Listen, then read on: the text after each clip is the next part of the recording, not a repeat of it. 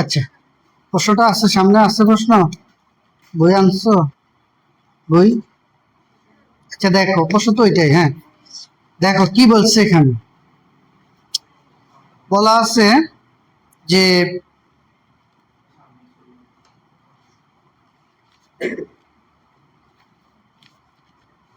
বলা আছে IFIC bank limited, দেখো আইএফআইসি ব্যাংক লিমিটেড গ্রান্টেড 30 লক্ষ লোন ফর 4 years.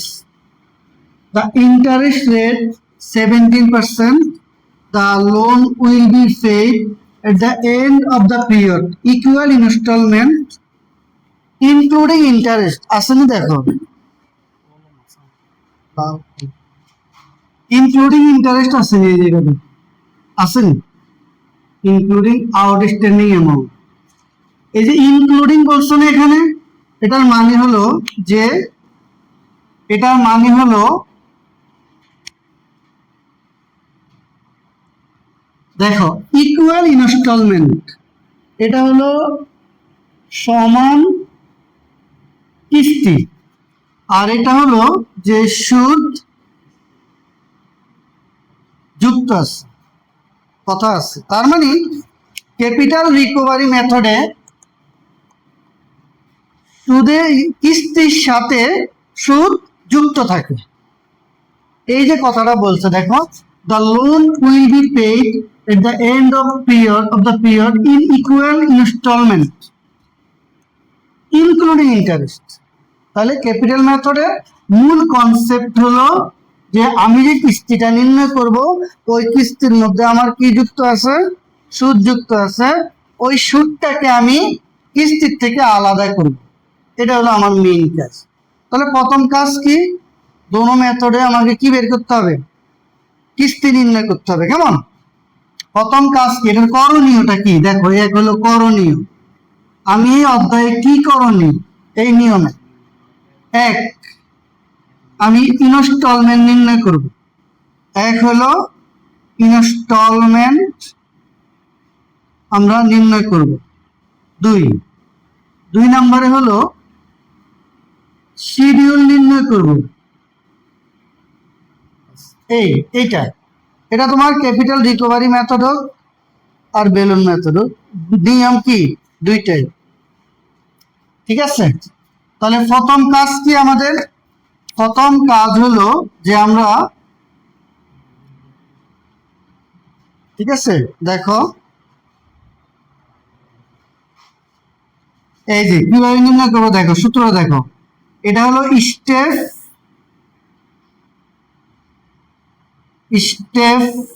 ওয়ান। কেমন? স্টেপ ওয়ান, দুইটা স্টেপ। ঠিক আছে? তাহলে স্টেপ, ওকে দেখো, এটা হলো স্টেপ ওয়ানের মধ্যে বলা আছে যে আমরা করব প্রেজেন্ট ভ্যালু অ্যানুইটি, AI।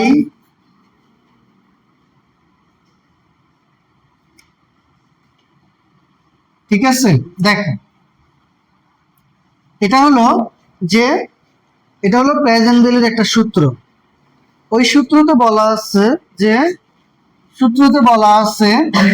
যদি কখন আমরা লোন নেই ব্যাংক থেকে, তাহলে ওটার কিস্তি এভাবে নির্ণয় করতে হবে। কেমন? এটা অনেকটা টাইম ভ্যালু অফ মানি অধ্যায়ের মতো। ওই অধ্যায়ে এটা আছে, টাইম ভ্যালু অফ মানি। ওই ওই অধ্যায়ে গেলে একটা রুলস এর মাধ্যমে আমরা কিস্তি নির্ণয় করা শিখবো পরে। আবার এখন জাস্ট আমি শিখতেছি লোন নিলে আমার কি কিস্তি নির্ণয়টা আমরা শিখবো। ঠিক আছে, দেখো তাইলে এটা হলো প্রেজেন্ট ভ্যালু অ্যানুইটি, এটা হলো লোনের টাকাটা এখানে বসাবো 30 লক্ষ। এ মানি হলো কি দেখো, এ, তাহলে এ আমার এখানে দেওয়া নেই, এটা আমরা বের করব। এ মানি হলো কিস্তি, ইনস্টলমেন্ট। তাহলে ফি বিয়ে দেওয়া আছে, 30 লক্ষ। এই তো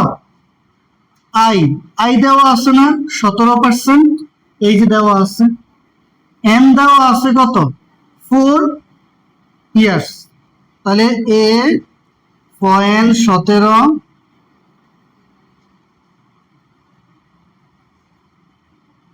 এন কত? এটা হলো 4, ঠিক আছে। তাহলে 30 লক্ষ গুণন 0.17, এই তো, ঠিক আছে। দেখো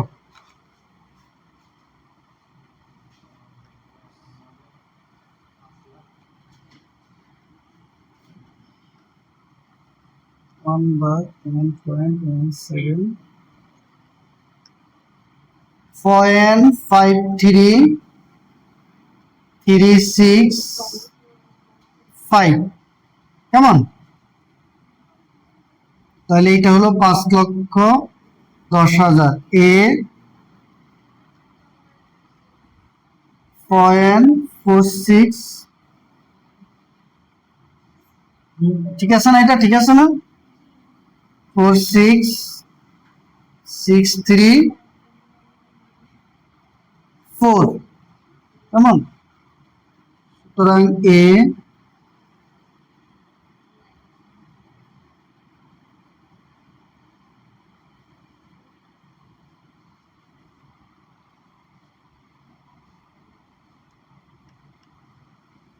তাহলে 1,00,000,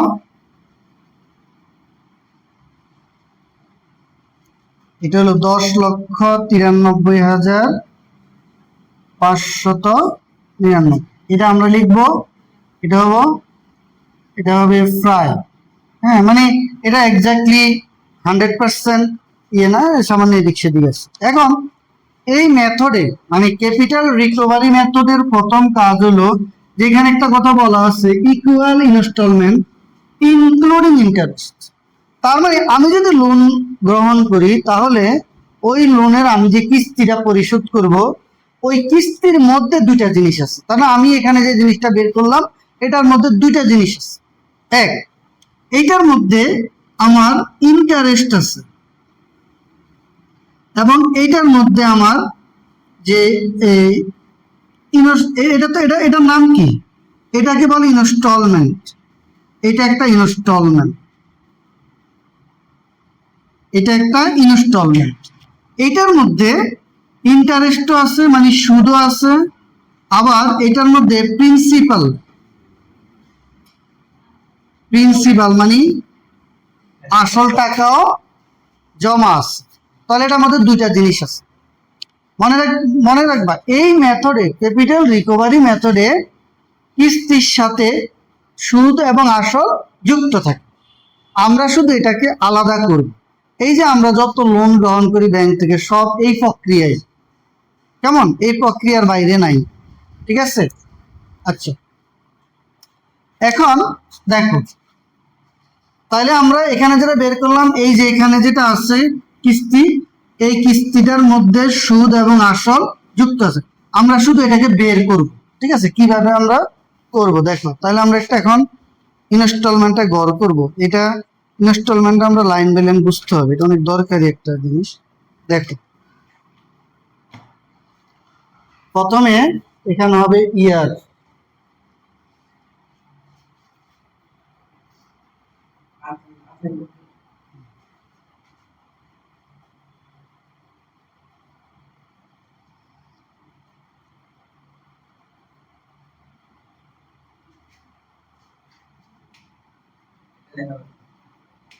ঠিক আছে। আচ্ছা, সমস্যা নেই।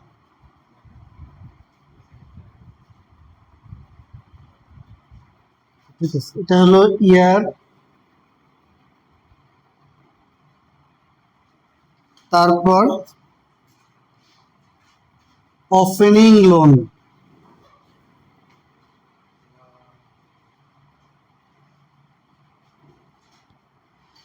ইনস্টলমেন্ট,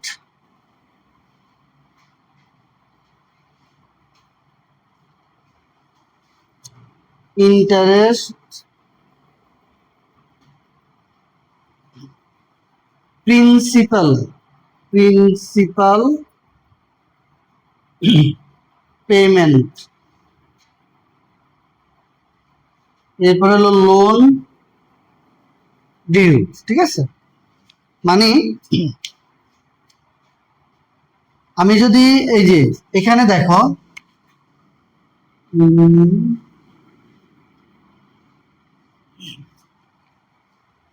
তাহলে এই যেটা আছে, তাহলে এখন এটা আমরা যখন করবো, যেমন গত দিন আমরা এরকম একটা করছি বেলুন মেথড না, বেলুন মেথড তো হলো যে এই কিস্তির সাথে সুদ যুক্ত থাকে না, তাই না? আর ক্যাপিটাল রিকভারি মেথডে এই কিস্তির সাথে সুদ এবং আসল দুইটাই যুক্ত, সেটা আমি তোমাদেরকে দেখাবো এটা আমরা কিভাবে আলাদা করি। এবং এটার মধ্যে আরো বিষয় আছে, সেটা হলো এটা বছরের শুরু না শেষ সেটাও একটা ইয়ে আছে। দেখো তাহলে প্রথম বছরে হলো লোন ছিল আমার কত, 30 লক্ষ, কেমন? আচ্ছা, 30 লক্ষ টাকা লোন ছিল, তো সেটা হলো 10,93,599। ইন্টারেস্ট কত, 5,10,000। তাহলে এটা 1, 2, 3, 4 সমান সমান 2 গুণন 17%, এই তো 5 সমান সমান 3 মাইনাস 4, 6 সমান সমান 2 মাইনাস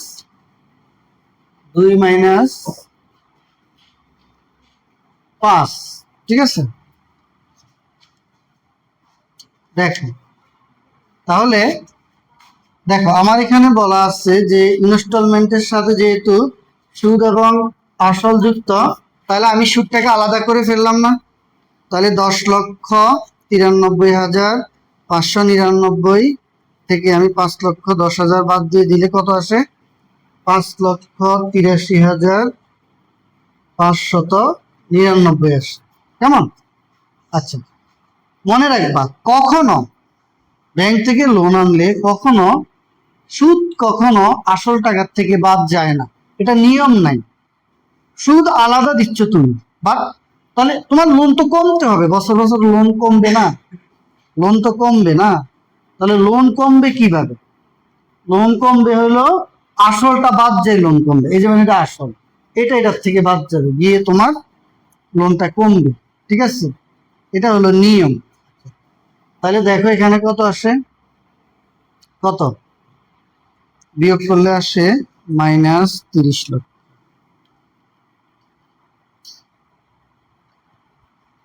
তাহলে 24,16,401, ঠিক আছে? তাহলে আবার এখানে হবে 2, 24,16,401।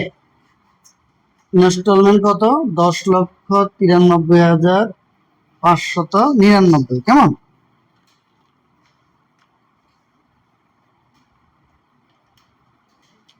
আচ্ছা, এবার আমরা এইটা সুদ বের করব। এটা হলো 4,10,788। আমরা চেষ্টা করবো দশমিক না নিতে, কেমন? দশমিক আমরা নিব না, ওকে? হ্যাঁ, ইন্টারেস্ট হলো দেখো ওপেনিং থেকে সবসময় 17%। তাহলে আমার এখানে আমার ওপেনিং 30 লক্ষ ছিল না, তো 30 লক্ষের 17% 5,10,000। এরপরে আবার আসো এখানে যেটা শেষ ইন বিগিনিং, কেমন? ঠিক আছে, তাহলে আমরা বাদ দিলে 10,93,599 থেকে বাদ দিলাম 4,10,788, তাহলে আসলো 6,82,811 মাইনাস 24,16,401, ঠিক আছে? তাহলে দেখো 17,33,590, কেমন? আচ্ছা, এবার আবার তৃতীয় বছরে দেখো 17,33,590 10,93,599 গুণন 0.17, তাহলে আসলো 2,94,710, কেমন?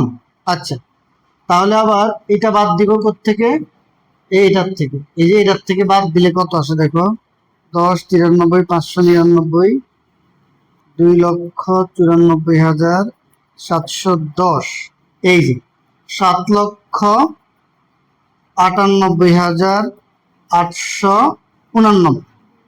ঠিক আছে, আবার এইটা আমি বাদ দিব কোত্থেকে, এই যে এই যে, এটা তো আমি কোথার থেকে বাদ দিছি, এটার থেকে না, হ্যাঁ 3, না না এটা হবে 5 হবে, এই যে হুম হুম না ঠিক আছে, হ্যাঁ এটা তো এটার থেকে আসছে। এবার আসো, ওকে এবার আসো, এটা কত আসবে, হ্যাঁ তাইলে বাদ দাও, 17,33,590 মাইনাস এটার থেকে আমি বাদ দিব আসল টাকাটা না, 7,98,889, তাহলে কত আসলো, 9,34,701। ঠিক আছে, নিয়ম হলো লোন নিলে সব সময় আমাকে লোনের এই কিস্তিটা যদি সমান না থাকে, হ্যাঁ সমান থাকলেও যদি আমার এটার সাথে সুদ এবং আসল যুক্ত থাকে, তাহলে আমাকে এই প্রক্রিয়ায় করতে হবে। ঠিক আছে, এখন প্রশ্ন হলো, লোন নিলে বছরে তো শেষ হবে, তোমরা কেউ আর লিখবা না, হ্যাঁ আমি দেখো লিখতেছি। ধরো এই হলো, ধরো 4, 9,34,701, এইটা আমার এখানে 10,93,599। ধরো আমি যদি একই প্রক্রিয়া অবলম্বন করি, 17, দেখো 1,58,899, তো এবার এটার থেকে এটা বাদ দেই, 10,93,599। ধরো আমার এখানে আসে 9,34,699, লক্ষ্য করো। এখন আমি 2 থেকে 5 বাদ দিয়ে দিব, এখন 2 থেকে আমি যদি 5 বাদ দিয়ে দিই, লক্ষ্য করো, তাহলে আমার এখানে 2 টাকা থেকে যায়, যায় কি না, থেকে যায়, তাহলে আমার এটা হবে না, কেমন, এটা আমার ভুল। নিয়ম হইলো যে আমি যদি ব্যাংক থেকে লোন নিই, তাহলে ব্যাংকের সাথে আমার লোন পরিশোধ করলে দেনা ফানা নিষ্পত্তি হয়ে আমি ব্যাংকের হিসাব ক্লোজ করে আসবো না ব্যাংক থেকে, আমার সাথে তো ব্যাংকের আর সম্পর্কের প্রয়োজন নাই। কিন্তু যদি এখানে টাকাও থাকে, তাহলে বুঝতে হবে আমার লোনের হিসাব এখনো ক্লোজ হয় নাই, লোনের হিসাবটা আমার বন্ধ হয় না, তার মানে লোন আমার এখনো আছে। কথাই বোঝা গেছে, নিয়ম হলো এখানে শূন্য হইতে হবে। এখন এই নিয়মে কখনো শূন্য হয় না, হয় কম রেয়ার, বাট এখানে শূন্য হবে না। শূন্য তোমাকে কি করতে হবে, মিলাই নিতে হবে। তুমি শেষ বছরে ব্যাংকে কেন মিলাই নিতে হবে, এটা হলো চক্রবৃদ্ধি সুদ, এটা তো পর্যায়ক্রমে, এই যে আমরা এখানে দশমিক আসছে, আমরা তো দশমিক তো এখানে অ্যাভয়েড করে গেছি না, তো লাস্টে অটোমেটিক মিলে, হ্যাঁ বেলুন মেথডে অটোমেটিক মিলে যাবে, বুঝাতে পারছি, এই মেথডে অটোমেটিক কি মিলবে না, তখন আমাকে এটা কি করতে হবে, মিলাই দিতে হবে। যেই জন্য তোমরা শেষ বছরে আসি এভাবে করবা না, আমি যেভাবে করলাম, তখন তুমি কি করবা, লক্ষ্য করো, এই তো, আর এটা আগের মতো করা লাগবে না।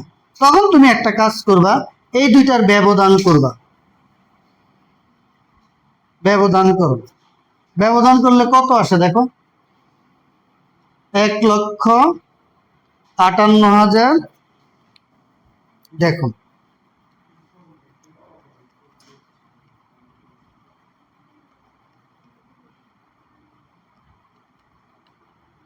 1,58,898, এটার ব্যবধান, এই দুটো, এটার বলা হয় মিল করো। কেমন, বইয়ের মধ্যে দেখবা আছে, এই যে লাস্ট ইয়ার ইন্টারজেট ইন অ্যাডজাস্টেড, এটা বলা থাকে, আমরা ওইভাবে করবো, আমরা শুধু এটার থেকে এটা বাদ দিব, কেমন, মাইনাস আনবো না, ওকে দিলাম। আবার এটার থেকে আমরা এটা বাদ দিব, ব্যবধান করব, করো, দেখো 9,34,701, এই যে শূন্য, কেমন, তাহলে আমরা কি করব, এটার সাথে এটা ব্যবধান, আবার এটার সাথে এটার ব্যবধান করলে আমরা, এটা কেন আমি করবো, আমি কেন করবো, কি প্রয়োজন আমার এটা করবো না, এটা আমি করতে হবে, কারণ এই টাকাটা যে আমি বের করছি এটা এই অ্যামাউন্টটা চক্রবৃদ্ধি কখনো সমান হয় না। আর এখানে আমি যে এই যে হিসাবগুলো করলাম এগুলোর সাথে 1-2 টাকা এদিক সেদিক আছে, আমি তো রাউন্ড ফিগার লিখছি না, এই জন্য শেষে আসে এটা মিলবে না। তাহলে আমরা এটাকে যেখানে দেখবা ক্যাপিটাল রিকভারি মেথড, এটা অনেক জায়গায় পাবা, অ্যাকাউন্টিং এ, ফিন্যান্সে, বিভিন্ন জায়গায় গেলে দেখবা এটা আছে। এটা এইখানে যদি বুঝে নিতে পারো আর কখনো প্রবলেম হবে না। কেমন? তাহলে আমি আমি কখন বুঝবো এটা আমাকে করতে হবে?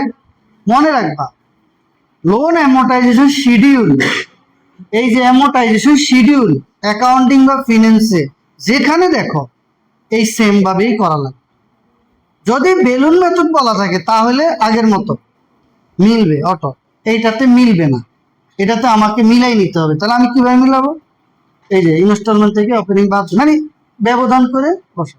আবার এইটার ব্যবধান করলো আরো অনেকভাবে করা যায়, এটা সবসময় মাথায় রাখবে, এটা কাজে লাগবে। কেমন?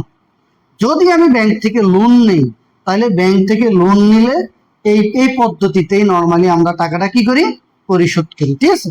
তাহলে আমি এখন প্রশ্ন, আমি এই অঙ্কে কিভাবে বুঝবো যে এটা আমার ক্যাপিটাল রিকভারি মেথডে করা লাগবে?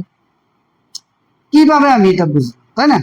প্রথম কথা হলো, প্রশ্নের মধ্যে যদি বেলুন মেথড উল্লেখ থাকে আমরা বেলুন মেথডে করব, যদি বেলুন মেথড উল্লেখ না থাকে তাহলে অন্য কোনো কথা বলা এখানে আছে। কি বলা আছে দেখো, এই যে ইকুয়াল ইনস্টলমেন্ট, ইনস্টলমেন্ট সমান হলো না, বা ইনক্লুডিং ইন্টারেস্ট কথাটা বলা আছে।